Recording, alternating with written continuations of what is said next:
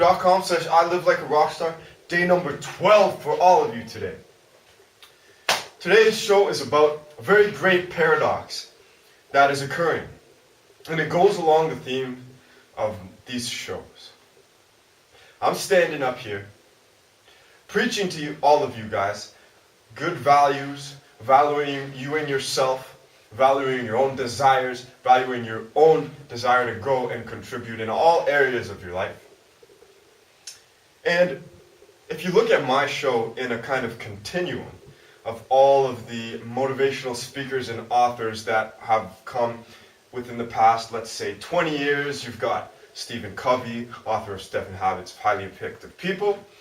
You have Anthony Robbins, the mega hit personal speaker. You have a ton of others, Jim Rohn, Zig Ziglar, countless others, Chris Widener, T. Harv Eker is one. These are all, Brian Tracy is one, all motivational speakers that have come out recently. Some of them specialize in the area of money. Tony Robbins tries to specialize in all areas, money, relationships, personal growth, whatever.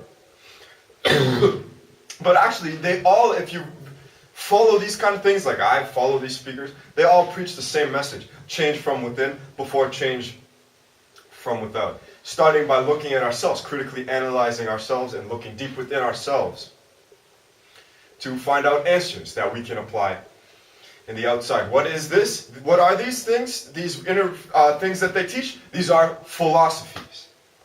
Philosophies. Ways of thinking, ways of believing, ways of behaving. And there's a common thread throughout all of the recent people that have come out.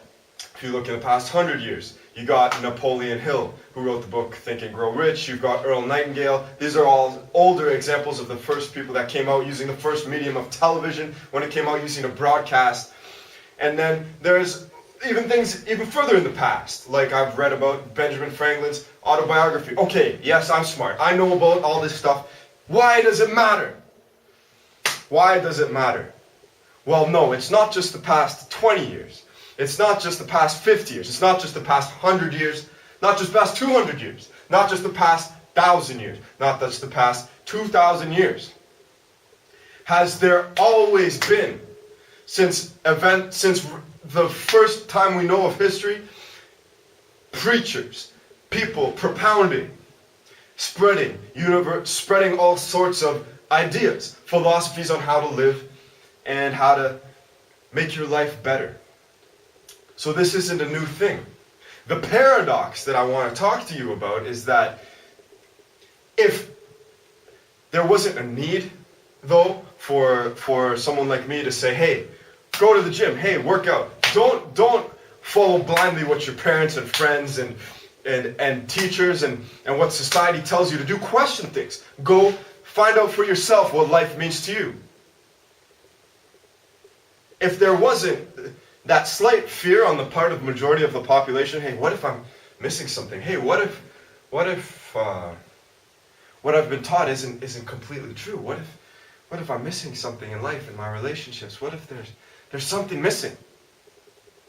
If there wasn't that slight little bit of thought on the majority of the population, none of the motivational speakers and authors would sell anything. No talks, no books, no nothing.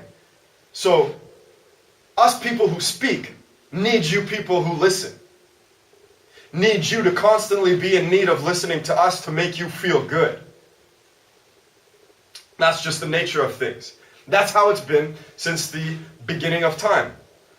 Before we had science, we had religion that not only gave personal answers on how to live the best life personally, live according to certain morals.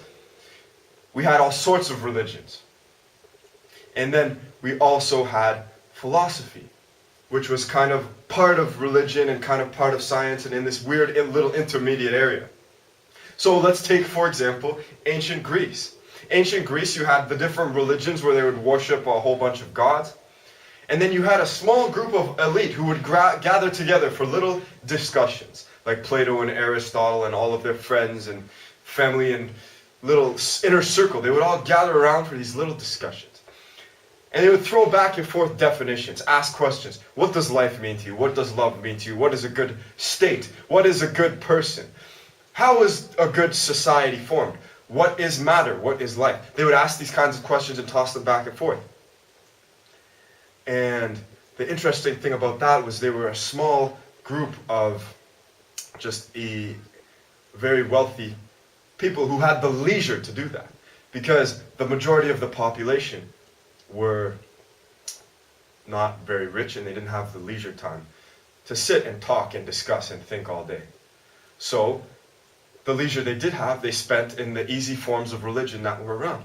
The wealthy elite, who were not quite content with reality, spent their time in discussion, sharpening their minds, sharpening their wits, finding answers and questions. Now, fast forward from Plato and Aristotle's time a couple hundred years forward in history, you will see that Alexander the Great conquered a whole bunch of the Near East. And from this conquering arose new philosophies. And there was vast divergent schools. The Stoics is a first example. This is 2,000 years ago, more than 2,000 years ago. We find our first examples of individualistic philosophy. How to move forward in the face of pain. What if your friends die? What if you lose all your money? What if your house gets burnt to the ground by an invading army? So there were small little schools of philosophies that you could go to and listen to people like me who had the balls to stand, usually they were older, to have the balls to stand up and talk and preach. So this is not new. People were always in need of a speaker. Okay? That's the paradox. If they didn't need the speaker wouldn't be speaking. What does all this mean? What does this all have to do with you? And how can you apply this to your life? You just need to know that you should not be looking for answers in anyone but yourself and anyone but your own experiences. A good thing to do, and what I use this material for, is I'll listen to my favorite speakers on the way to the gym, to listen to ideas. It's all basically the same stuff. Fix yourself on the inside, ask critical questions about your own life, and then you will be able to solve your own problems and get rich, or yada yada yada, whatever you want to do. The problems were different in different parts of the world, in different times in history. So, there was times where there was invading armies everywhere, and it was like, okay, if an army came and invaded and killed your family, how do you deal with it? That's what the philosophers wrote about 2,000 years ago. Right now, we're in a time in society where, people, like, for example, in the West, in North America, in Europe, people find an easy time getting wealth. Most people have access to the internet, can basically get any kind of knowledge like this for free. People get into relationships, people get into jobs, they get complacent, people, wonder where there's meaning in their life, because a lot of people are just kind of bored and questioning. That's the kind of basic state in our society. It's been basically like that for the past 30, 40 years, because we've been wealthy and stable and prosperous here in North America and here in the West. So our philosophies are making meaning out of our boredom, because there's no war, there's no excitement, there's nothing going on like in third world countries, or where there could be wars going on, there could be famines and poverties, there's all sorts of other problems we don't have to deal with, so we don't have all these immediate problems to deal with, so is this the right relationship for me? And that's like, relationship for me? Is this the right, job for me? What do I do in my life? Can I do this? Can I do that? Can I do that? So we have the luxury of asking these questions. And philosophy, these ideas are not just in a circle of the elite anymore. You can just access them for free on the internet. So basically what's going on is ideas are becoming equalized across the population. Wealth may not be equalized, but ideas are becoming equalized. And ideas are powerful. I'm not going to say how powerful they are. I'm not going to give you any real specific examples right now, but they are powerful. I know you know that too. So Let's take advantage of it. Let's reap it. Ask yourself in your notebook for today's activity, what are 3 things that I can share? 3 ideas or new ways of seeing the world that I have that I can share with the whole population out there, and what are 5 ways that I could possibly go about that if I wanted to. You don't have to do any of it. Just make sure you get those ideas down in your book. Thanks so much.